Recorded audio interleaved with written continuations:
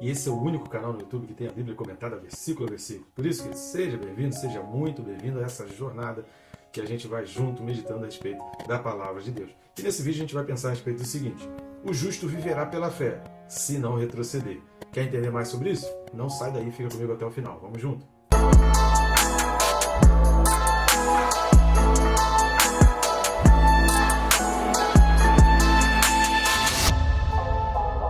Só não deixe de se inscrever, querido. Ajude-nos aí a aumentar o número de inscritos. Clica aí, é bem rápido e fácil. Você vai clicar no botão que está embaixo, inscrever-me, pronto. Não vai interromper o vídeo, não vai atrapalhar, nem tomar muito seu tempo.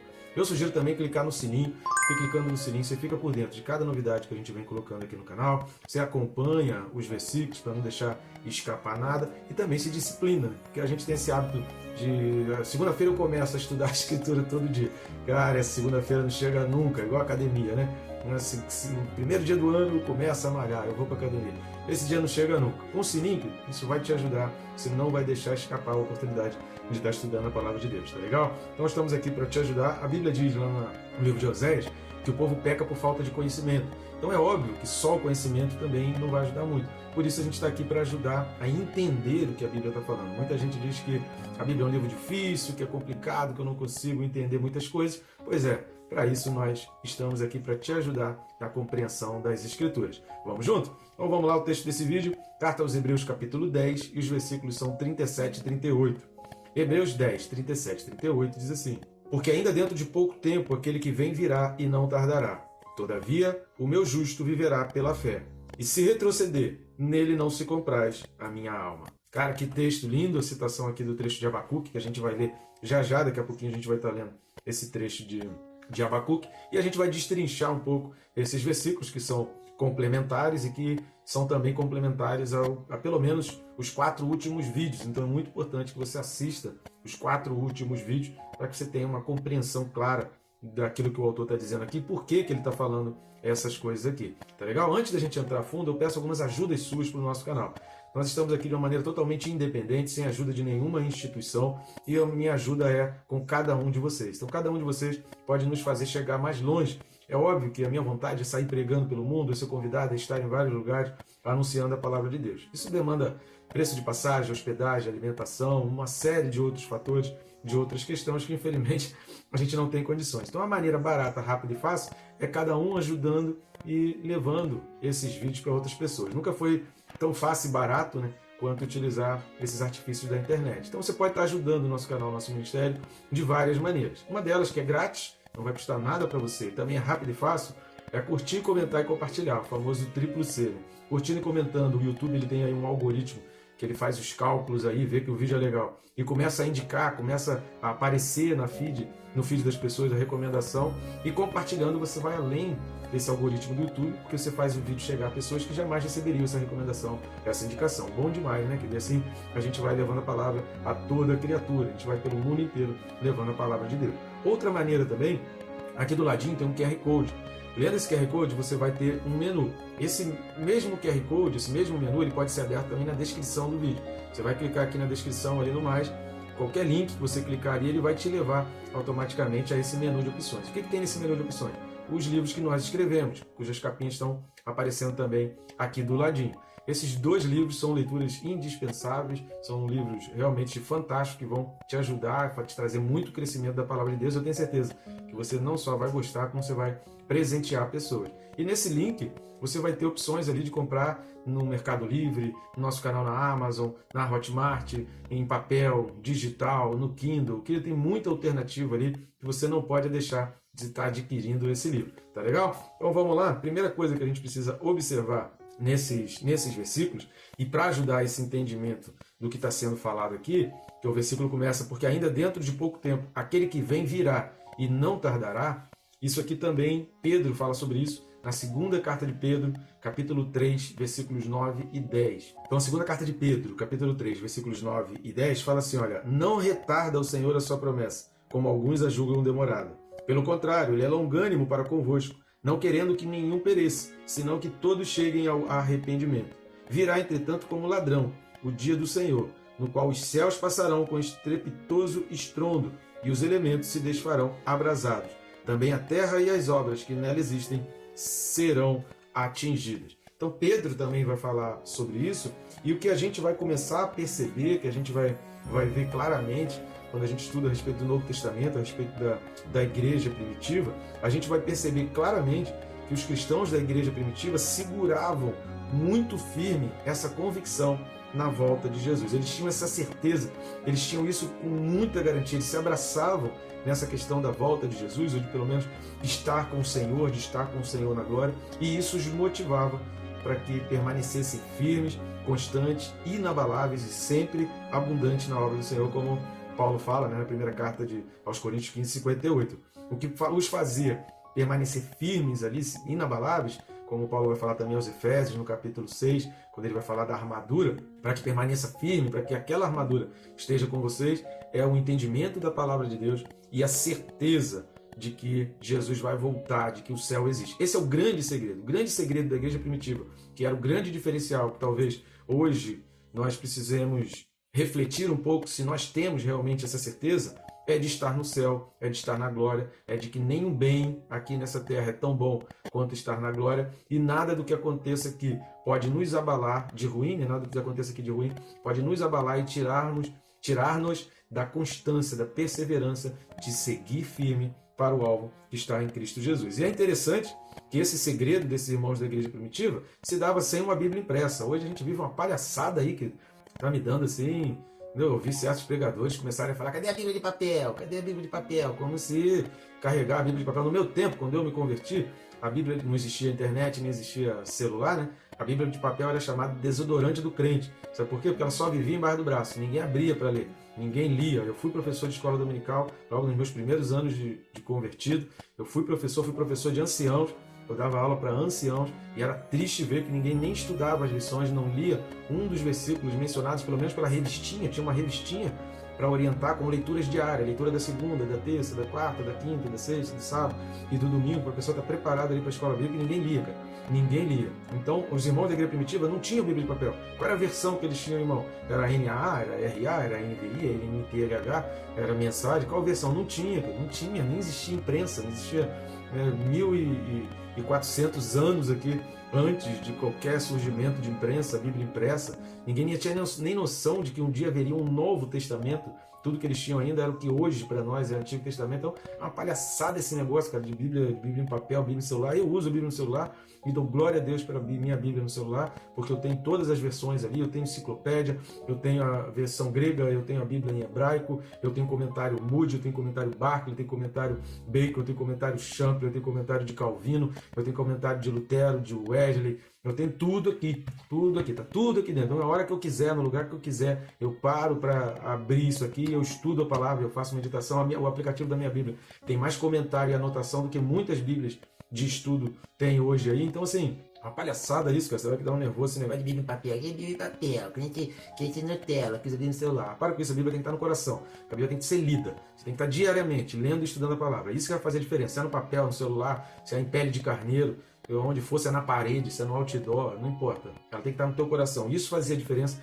Esse era o grande segredo do povo da igreja primitiva. Eles tinham a Bíblia no coração e uma firme convicção de que Jesus vai voltar. Hoje a gente fica essa palhaçada, essa discussão, perdendo tempo de qual é melhor a Bíblia, em papel ou em meio digital, e a gente não lê, a gente perde tempo, e os crentes estão tudo preocupados em ficar rico, e ninguém mais está pensando no céu, ninguém pensa na glória eterna, ninguém pensa na companhia de estar com Jesus e com a igreja no céu. Então eles não tinham Bíblia em papel, eles não tinham energia elétrica, eles não tinham LED, eles não tinham tela de LED, eles não tinham som, eles não tinham aplicativos de música, eles não tinham bandas musicais, eles não tinham YouTube, e não tinham nem a liberdade de poder estudar a palavra, mas tinham a certeza, milagres aconteciam e pessoas eram convertidas, pessoas saíam do pecado em direção a Cristo. Então a gente precisa rever as nossas convicções e as nossas certezas, porque a gente hoje vê que está muito longe daquilo que o povo da igreja primitiva vivia. Agora, o texto aqui, voltando para Hebreus 10, 37 e 38, há uma citação de Abacuque. Então vamos dar uma lida lá em Abacuque, capítulo 2, versículos 3 e 4. Abacuque 2, 3 e 4 diz assim: porque a visão ainda está para cumprir-se no tempo determinado, mas se apressa para o fim e não falhará. Se tardar, espero, porque certamente virá, não tardará. Eis o soberbo, sua alma não é reta nele, mas o justo viverá pela sua fé. Paulo vai citar isso também na carta aos Romanos, no capítulo 1. E o autor aos Hebreus está citando Abacuque aqui, passando um recado para o povo daquela época da carta aos Hebreus, dizendo o seguinte: olha, quem acreditou foi salvo. Quem permaneceu nessa convicção, dessa certeza do futuro, foi salvo. Ele vai reafirmar esse aspecto da certeza do futuro, na certeza da esperança, na certeza daquilo que você não está vendo, mas sabe que vai chegar, no capítulo 11 e no capítulo 12. Ele vai destrinchar isso e ele vai abordar esse tema para que fique bem firme na mente dos hebreus e também na nossa, né? Afinal de contas, a gente precisa ter essa certeza para nós hoje. Então é um conselho que também vale para nós. E Pedro já falou sobre isso, nós lemos aqui, segunda carta de Pedro 3, 9 e 10. Olha, alguns dizem que está demorado, mas não perca o foco. A intenção nisso é fazer o contrário do que está lá em Salmo 1, versículo 1. É deter você no caminho dos pecadores para que você comece a entrar na vida do pecado e saia do teu alvo, saia da tua jornada, saia desse trem que está te conduzindo à salvação. Versículo 38 lá de Hebreus 10, ao que parece nos melhores manuscritos, é uma citação, mas não se tem certeza exata do que o autor ali está, de qual texto ele está citando. Pode ser também uma citação da tradição dos judeus e não exatamente do texto bíblico. Mas o fato é que essa expressão, se retroceder, nele não se compraz a minha alma, isso está de acordo, isso é coerente com outros textos bíblicos. Vamos ler o primeiro aqui, Salmo 109, versículos de 15 a 20. Salmo 109, de 15 a 20, fala assim: permaneçam ante os olhos do Senhor, para que faça desaparecer da terra a memória deles. Porquanto não se lembrou de usar de misericórdia, mas perseguiu o aflito e o necessitado, como também o quebrantado de coração para os entregar à morte. Amou a maldição, ela o apanhe. Não quis a bênção, aparte-se dele. Vestiu-se de maldição como de uma túnica. Penetre como água no seu interior e nos seus ossos como azeite. Seja-lhe como a roupa que cobre e como o cinto com que sempre se cinge. Tal seja da parte do Senhor o galardão dos meus contrários e dos que falam mal contra a minha alma. Então a Bíblia considera como aqueles que retrocedem da fé os que vão em direção ao pecado, os que vão em direção à maldade. E isso é mencionado também com relação a Judas. Você vai ver Judas Iscariotes, né? O Iscariote. Você vai ver o Judas Iscariote sendo mencionado na Bíblia exatamente como aquele que em vários momentos rejeitou os ensinamentos de Jesus. Você encontra na Bíblia Judas Iscariote sendo chamado de ladrão, de diabo, de filho da perdição, de filho da ira. E você vai encontrar essas expressões aí no Novo Testamento referindo-se a Judas Iscariote, exatamente como alguém que retrocedeu. Então é muito provável que o autor lá aos Hebreus ele esteja fazendo ali uma referência também à vida de Judas Iscariote. Então, o que leva alguém a retroceder? O que leva alguém a voltar atrás? A gente entende aqui nesse versículo 38 que aquele que retrocede, que ele está falando, ó, o justo viverá pela fé. Ou seja, é a fé que guia, a fé que mantém, a fé que segura, é a fé que te ajuda na perseverança.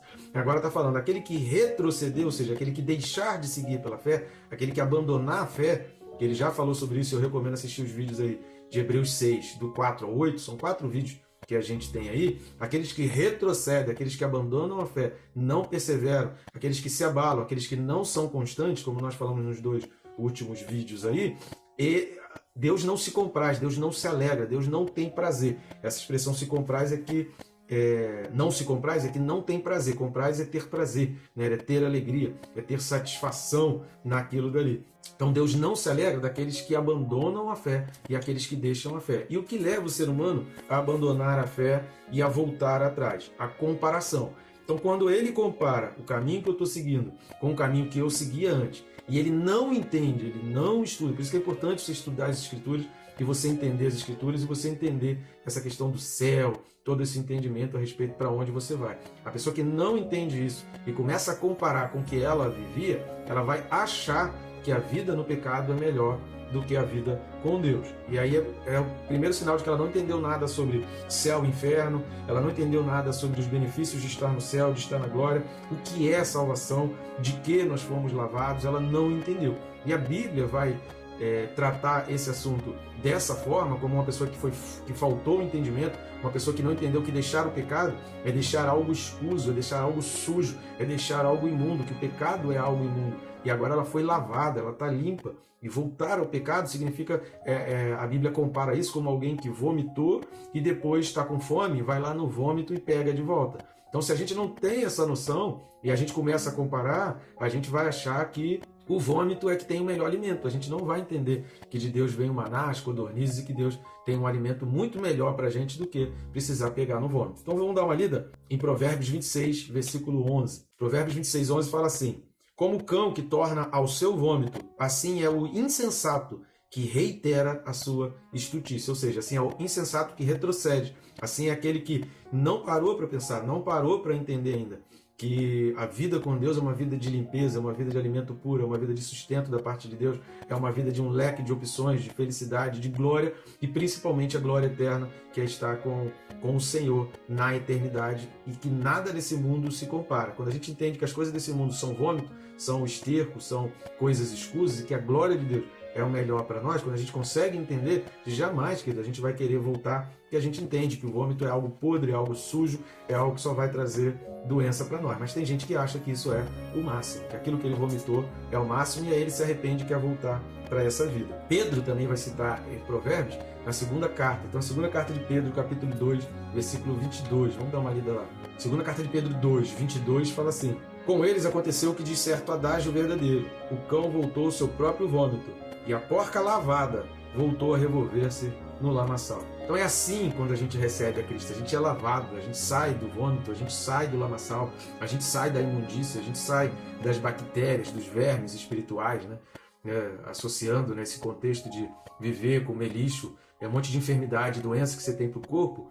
Viver no pecado você traz doenças e enfermidades também para a alma que vão acabar refletindo no seu corpo, nas suas emoções, na sua psique, em tudo isso. Então, a gente precisa entender que existe céu e inferno. A gente precisa entender os dois Adões, que pelo primeiro Adão entrou o pecado no mundo e pelo segundo Adão, que foi Jesus Cristo, o pecado saiu do mundo. E a gente precisa fazer a vontade de Deus, como a gente falou no vídeo anterior, levar pessoas aos pés da cruz, levar pessoas até Jesus. Isso é cumprir a vontade de Deus e essa é a vontade de Deus para mim e para a tua vida. Sempre seguindo o segredo dos irmãos da igreja primitiva, a certeza de que existe um lugar preparado para nós. Jesus disse: olha, eu vou preparar lugar. Se eu não for, não tem como ter esses lugares, mas eu vou preparar um lugar para vocês. Que essa certeza nunca se aparte, nunca se afaste do seu coração e que isso te alimente, te sustente e te ajude a perseverar e a permanecer constante e inabalável, aconteça o que acontecer. Deus te abençoe, querido, rica e abundantemente.